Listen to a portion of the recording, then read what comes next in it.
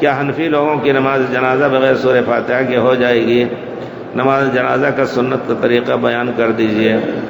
اب ہو جائے گی، اللہ تعالیٰ کے ہاں یہ حکم ہے، لیکن ہم پیارے رسول کی حدیث پڑھے دیتے ہیں، صحت ترجمہ کی ذمہ داری لیتا ہوں۔ پیارے رسول فرمایا لا صلاۃ، کوئی صلاۃ نہیں ہے، صلاۃ نفی جنس ہے، کوئی صلاۃ نہیں۔ لمن یہ بھی عام ہے، لمن لم یقرأ بفاتحۃ الکتاب، خواہ وہ مقتدی ہو یا امام ہو، عورت ہو مرد ہو، جس نے سورہ فاتحہ نہیں پڑھی اس کی نماز نہیں ہے، لا صلاۃ۔ اب اس میں بڑا اختلاف ہوا، نماز کامل نہیں ہے تو جان بوجھ کر کے ناقص کیوں کر رہے ہیں؟ کچھ لوگوں نے کہا کہ نہیں، امام کی آواز سن رہے ہیں تو نہ پڑھیں، ہاں اس کو برداشت کیا جا سکتا ہے، لیکن یہ کہ مطلق نماز سورہ فاتحہ واجب نہیں، یہ قول پورے طور پر ضعیف ہے۔ اب وہ لوگ اپنے نماز کی خیر منائیں جو جان بوجھ کر کے کسی مذہب کی وجہ سے نہیں پڑھ رہے ہیں۔ اگر اللہ کے رسول اور کلام کی وجہ سے عقی عالم ایک آدمی اس کا اجتہاد یہیں تک پہنچتا ہے تو سری نماز میں تو پڑھنا ہی ہے، جہری میں نہ پڑھے اگر تو شاید اس کا عذر ہوگا، لیکن عام آدمیوں کے لیے یہ عذر نہیں ہے۔ بہرحال ہر ایک اپنی خیر منائے۔ ہونا یہ چاہیے کہ جہاں تک بخاری وغیرہ کے زمانے میں بھی یہ مسئلہ تھا، امام بخاری نے باقاعدہ ایک کتاب ہی لکھ ڈالی، رسالہ، جز رسالہ رفع الیدین اور جز رفع الیدین اور جز القراء، اس میں ایسی روایتیں بھی نقل کی ہیں کہ امام کے پیچھے بھی پڑھنے کا حکم ہے سورہ فاتحہ کا۔ پیارے رسول صلی اللہ علیہ وسلم نے ایسی نماز پڑھائی یجہر فیہا بالقراء، جس میں قراءت بالجہر بآواز پڑھی جاتی ہے۔ پھر آپ نے مڑ کر کے کہا لعلکم تقرؤون خلف امامکم، مجھے لگا کہ تم لوگ اپنے امام کے پیچھے پڑھ رہے تھے کچھ۔ کہا اللہ کے رسول ہم پڑھتے ہیں آپ کے پیچھے۔ کہا لا تفعلوا الا بأم القرآن۔ دیکھیے جہری نماز کے بارے میں آپ نے فرمایا کہ سوائے سورہ فاتحہ کے نہ کچھ پڑھو، فإنہ آپ نے وجہ بھی بتا دی، لا صلاۃ، صلاۃ نہیں جس نے سورہ فاتحہ نہ پڑھی۔ اس وجہ سے ایک حدیث کے طالب علم کی حیثیت سے ہمیں یقین ہے کہ اگر ہم نہیں پڑھیں گے تو ہماری نماز صحیح نہیں ہوگی، کیونکہ حدیث واضح طور پر ہے کہ سورہ فاتحہ جہری نماز میں بھی آپ نے واجب فرمایا ہے۔ حضرت ابو ہریرہ سے کسی نے پوچھا، ابو صاحب ان سے پوچھا، انہوں نے پوچھا کہ میں کبھی امام کے پیچھے ہوتا ہوں تو کیسے پڑھوں؟ کہتے ہیں اقرأ بہا فی نفسک یا فارسی، اے فارسی اپنے دل میں پڑھو ان کے پیچھے۔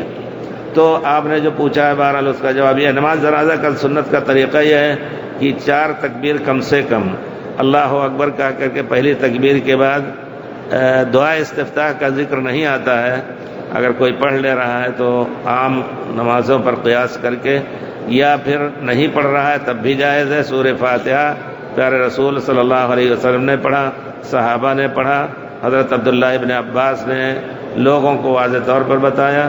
تو سورہ فاتحہ پہلی تکبیر کے بعد پھر اللہ اکبر کہہ کر کے اللہم صلی علی محمد وعلی آل محمد صلاۃ ابراہیمی، پھر تیسری تکبیر کے بعد میت کے لیے جتنی لمبی آپ دعا کریں، اللہم اغفر لحینا و میتنا و شاہدنا و غائبنا، بچہ ہو چھوٹا ہو بڑا ہو، یہ دعا جامع ہے سب کے لیے۔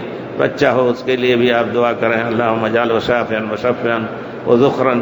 اور پھر اس کے بعد چوتھی تکبیر کے بعد ایک طرف سلام احادیث میں آیا ہے، 2 سلام کا ذکر نہیں۔ ان کے مذہب میں 2 سلام ہے، لیکن دیکھیے ایک ہی سلام کرتے ہیں لوگ، اور لوگ کہتے ہیں کہ حنبلی مقلد ہیں۔ نہیں، وہ صحیح احادیث پر عامل ہیں، ہم ایک ایک کو جانتے ہیں۔ اس میں سے مدینے میں سنا ہے ایک اور کوئی امام آئے ہیں، وہ کہتے ہیں میں نے پڑھایا، بس مجھے یاد نہیں، لیکن عبدالباری سبیتی باقاعدہ ان کو میں نے یونیورسٹی میں پڑھایا ہے۔ اور پھر عواد جوہنی شیخ، خالد غامدی، یہ ان سب کو ہم نے پڑھایا، کھنگال کے دیکھا ہے، گھر پہ آتے تھے پڑھنے جزاہم اللہ خیر فجر کے بعد۔ تو ایسا ہے کسی کو میں نے نہیں دیکھا کہ وہ کہتے ہیں ہم مقلد ہیں۔ یہاں کے عمرہ کو بھی آپ نہیں دیکھیں گے، دیکھیے امیر لوگ بھی کہتے ہیں کتاب اللہ اور سنت رسول اللہ، عام طور پر کہیں بھی کوئی نہیں دکھا سکتا ان کے زبان سے کہ کہیں کہ ہم حنبلی ہیں یا حنفی ہیں یا اور کچھ ہیں۔ تو لوگ کہتے ہیں اپنا بھاؤ بڑھانے کے لیے کہتے ہیں حرم میں بھی مقلدین ہیں۔ چلو بھائی ٹھیک ہے کیجیے آپ، لیکن تقلید شرعی چیز نہیں ہے۔ جس انداز سے آپ لوگ کر رہے ہیں کہ غیر دوسروں کو گمراہ گھر بھی اللہ کا بانٹنے کی آپ نے گناہ کیا ہے، یہ گناہ کی آپ لوگوں نے گھر بانٹ کر کے اللہ کا الگ الگ نماز پڑھتے رہے۔ واللہ بڑا تعجب ہوتا ہے کیسے 800 سال تک یہ مسئلہ چلتا رہا، کیسے علماء نے برداشت کیا۔